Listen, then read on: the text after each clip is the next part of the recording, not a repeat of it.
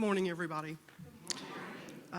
My transformational story is not like anyone else's, or is not unlike anyone else's individual story. I think we all have a purpose in this life on this earth, and we all have times, dark or whatever we want to suggest, that occur in our lifetime. For me, every dark time was really just an opportunity. And as I look back, it was an opportunity for light to enter my life.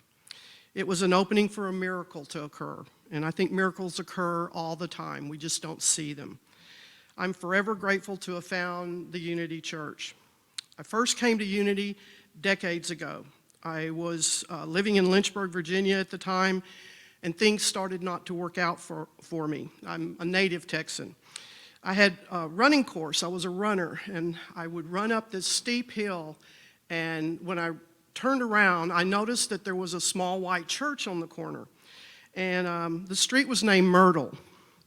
And there was that's where I'd turn around to run back home, and it was downhill, so it was easier.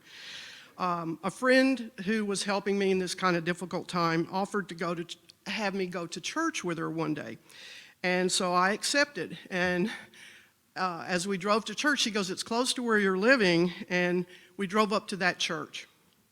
And there is no such thing as a coincidence, I guess one could say. So it was a church that somehow was meant to come into my life. The first time I heard the message and met the people in that church, I knew something happened to change me for the better. And it simply changed the course of my entire life. I knew deep inside that the messages were what my heart needed and what my soul needed and what I resonated with.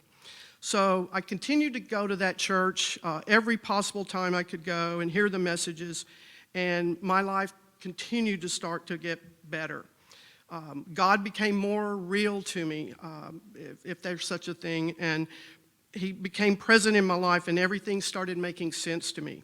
All of the unity principles that have helped me acknowledge and learn to know the Christ within me. I ended up moving back home to Texas soon after. I kept in touch with that particular minister who really changed my life. And I knew I had to find a unity home back in Dallas as soon as I returned so I could continue to feel better. And I found the Unity Church of Christianity in Dallas, and I became a member. I was there 20 years. Every time I could attend, when I wasn't traveling for my work, I was there at church. It seemed that every message that I heard was meant to me. I attended as many workshops as I could, and I really tried to continue to educate myself with Unity books and that kind of thing. My career was as a catastrophe insurance adjuster, and it took me many places across the United States. Sometimes I would be places for months, if not years. So I would always end up finding a Unity church wherever I was working. And I got to meet a lot of amazing people in my journey. A gentleman named Charles Roth, who's a Unity writer. I was in his church in Pasadena, California. I met another lady whose name was Betty Jane Williams, and she was a WASP in World War II. And she was a member of the Christian Science Church, so which is close to Unity. We became dear friends, and so I just participated in every opportunity I had to help me on my journey. So the principles that have helped me were predominantly the affirmations, because they became real for me and created positive change for me. And I'll just read you a couple of my favorite affirmations that I still to this day use. I had index cards of many that I would read every day, every morning and every evening. But the first one is, "The spirit of prosperity is now active in me and in all of my affairs, and I am successful in all my undertakings. I am a child of God, worthy of dignity and respect. God is the one presence and power active in my life. Through God, I am whole and free, peaceful and fulfilled. God knows all the desires of my heart and is fulfilling each need in the right way and at the right time. I am never alone. God is always present in my life."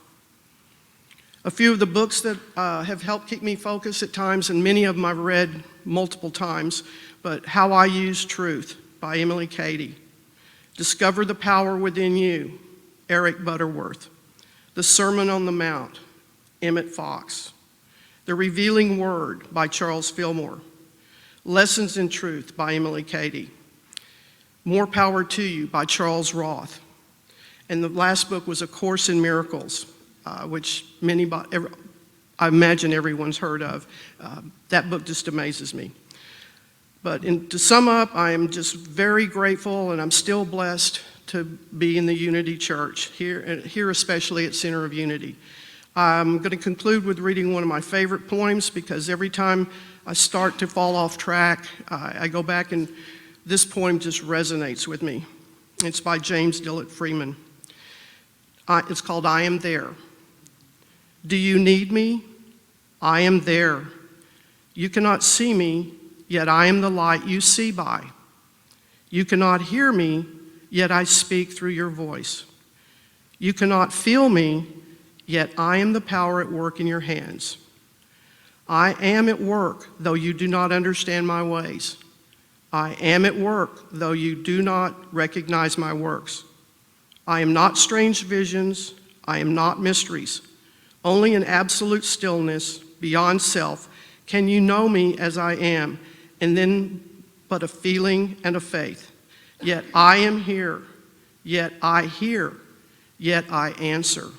When you need me, I am there. Even if you deny me, I am there.